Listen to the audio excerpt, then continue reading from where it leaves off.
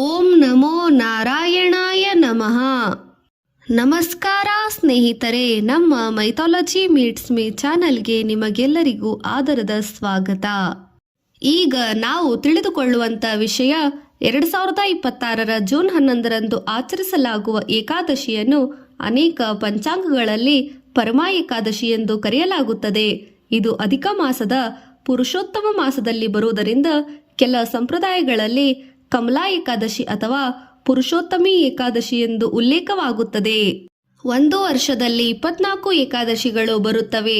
ಆದರೆ ಸುಮಾರು 3 ವರ್ಷಗಳಿಗೊಮ್ಮೆ ಮಾತ್ರ ಬರುವ ಕೆಲವು ಅಪರೂಪದ ಏಕಾದಶಿಗಳಿವೆ.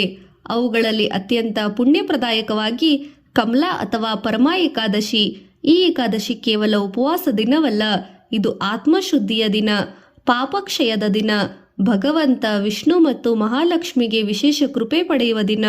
ಈಗ ನಾವು ವೇದ, ಪುರಾಣ, ಉಪನಿಷತ್ತು, ವೈಷ್ಣವ ಸಂಪ್ರದಾಯ ಮತ್ತು ಭಾರತೀಯ ಸಂಸ್ಕೃತಿಯ ದೃಷ್ಟಿಯಿಂದ ಕಮಲಾ ಏಕಾದಶಿ ಸಂಪೂರ್ಣ ಮಾಹಿತಿಯನ್ನು ತಿಳಿದುಕೊಳ್ಳೋಣ ಬನ್ನಿ. ಏಕಾದಶಿ ಎಂದರೇನು? ಹಿಂದೂ ಚಾಂದ್ರಮಾನ ಪಂಚಾಂಗದ ಪ್ರಕಾರ ಪ್ರತಿ ಪಕ್ಷದ 11ನೇ ತಿಥಿಯನ್ನು ಏಕಾದಶಿ ಎನ್ನುತ್ತಾರೆ. ಏಕ ಎಂದರೆ 1, ದಶ ಎಂದರೆ 10, 5 ಕರ್ಮೇಂದ್ರಿಯಗಳು, 5 ಜ್ಞಾನೇಂದ್ರಿಯಗಳು ಮತ್ತು ಮನಸ್ಸು ಸೇರಿ ಒಟ್ಟು 11. ಈ 11ನ್ನು ಪರಮಾತ್ಮನ ಭಗವಂತನ ಕಡೆಗೆ ತಿರುಗಿಸುವ ದಿನವೇ ಏಕಾದಶಿ. ವೇದಾಂತದ ಪ್ರಕಾರ ಉಪವಾಸದ ನಿಜವಾದ ಅರ್ಥ ಭಗವಂತನ ಸಮೀಪವಾಗಿ ವಾಸಿಸುವುದು. ಕಮಲಾ ಏಕಾದಶಿಯ ವಿಶೇಷತೆ, ಅಧಿಕ ಮಾಸವನ್ನು ಪುರುಷೋತ್ತಮ ಮಾಸ ಎಂದು ಸಹ ಕರೆಯುತ್ತಾರೆ. ಈ ಮಾಸವನ್ನು ಸಂಪೂರ್ಣವಾಗಿ ಭಗವಂತ ವಿಷ್ಣುವಿಗೆ ಸಮರ್ಪಿಸಲಾಗಿದೆ. ಈ ಅಧಿಕ ಮಾಸದಲ್ಲಿ ಬರುವ ಪರಮ ಏಕಾದಶಿ ಅತ್ಯಂತ ಅಪರೂಪ. ಸುಮಾರು 3 ವರ್ಷಗಳಿಗೊಮ್ಮೆ ಮಾತ್ರ ಇದು ಬರುತ್ತದೆ.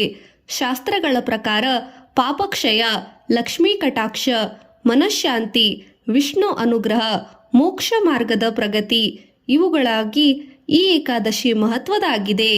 ಕಮಲಾ ಎಂಬ ಹೆಸರಿನ ರಹಸ್ಯ. ಕಮಲಾ ಎಂಬುದು ಮಹಾಲಕ್ಷ್ಮಿಯ ಒಂದು ಹೆಸರು. ಕಮಲದಲ್ಲಿ ಆಸೀನಳಾದ ದೇವಿ ಎಂದರೆ ಕಮಲ. ಆದ್ದರಿಂದ ಈ ಏಕಾದಶಿಯಲ್ಲಿ ಶ್ರೀ ಮಹಾವಿಷ್ಣು, ಶ್ರೀ ಮಹಾಲಕ್ಷ್ಮಿ ಇಬ್ಬರ ಆರಾಧನೆಯೂ ಪ್ರಮುಖ. ಲಕ್ಷ್ಮೀ ದೇವಿಯ ಕೃಪೆ ಎಂದರೆ ಕೇವಲ ಹಣವಲ್ಲ, ಅದು ಜ್ಞಾನ, ಧರ್ಮ, ಆರೋಗ್ಯ, ಸಂತೋಷ, ಸೌಭಾಗ್ಯ ಇವೆಲ್ಲವೂ ಲಕ್ಷ್ಮಿಯ ರೂಪಗಳೇ. ಪುರಾಣ ಕತೆ. ಸ್ಕಂದ ಪುರಾಣದಲ್ಲಿ ಪರಮ ಏಕಾದಶಿಯ ಮಹಿಮೆಯನ್ನು ವಿವರಿಸಲಾಗಿದೆ.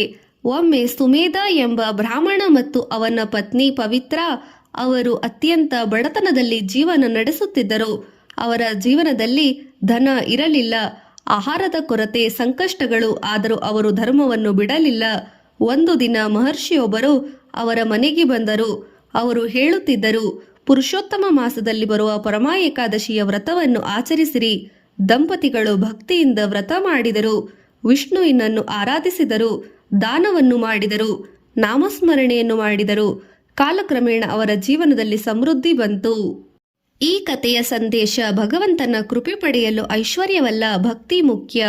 ಉಪನಿಷತ್ತುಗಳ ದೃಷ್ಟಿಯಲ್ಲಿ ಉಪನಿಷತ್ತುಗಳು ಉಪವಾಸವನ್ನು ಕೇವಲ ಆಹಾರ ತ್ಯಾಗವೆಂದು ಹೇಳುವುದಿಲ್ಲ, ಮನಸ್ಸಿನ ಶುದ್ಧೀಕರಣವೇ ನಿಜವಾದ ವ್ರತ. ಈಶಾವಾಸ್ಯ ಉಪನಿಷತ್ತಿನ ಹೇಳುವ ತತ್ವ, ತ್ಯಾಗ ಮತ್ತು ನಿಯಮದಿಂದ ಜೀವನ ಪವಿತ್ರವಾಗುತ್ತದೆ. ಏಕಾದಶಿ ನಮಗೆ ಕಲಿಸುತ್ತದೆ ಇಂದ್ರಿಯ ನಿಯಂತ್ರಣ, ಆಹಾರ ನಿಯಂತ್ರಣ, ಚಿಂತನೆಯಲ್ಲಿ ಶುದ್ಧತೆ, ದೇವರ ನಾಮಸ್ಮರಣೆ. ವೇದಗಳಲ್ಲಿ ವಿಷ್ಣು ಮಹಿಮೆ, ಋಗ್ವೇದದಲ್ಲಿ ವಿಷ್ಣುವಿನ ಮಹಿಮೆಯನ್ನು ಅನೇಕ ಮಂತ್ರಗಳು ಸ್ತುತಿಸುತ್ತದೆ. ವಿಷ್ಣು ಎಂದರೆ ಸರ್ವವ್ಯಾಪಿ, ಜಗತ್ ರಕ್ಷಕ, ಧರ್ಮಪಾಲಕ.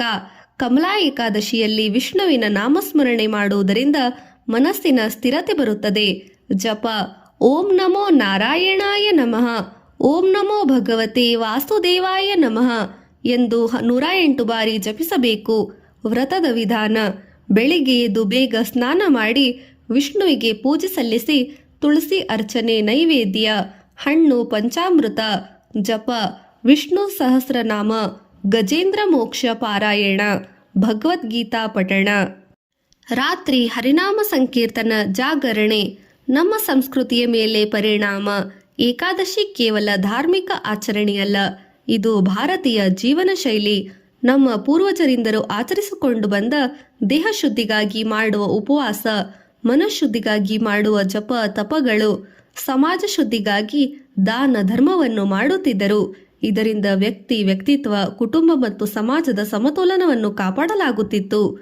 ಕಮಲಾ ಏಕಾದಶಿ ನಮಗೆ ಒಂದು ಮಹತ್ವದ ಸಂದೇಶವನ್ನು ನೀಡುತ್ತದೆ. ಸಂಪತ್ತು ಹೊರಗಿನಿಂದ ಬರುವುದಿಲ್ಲ.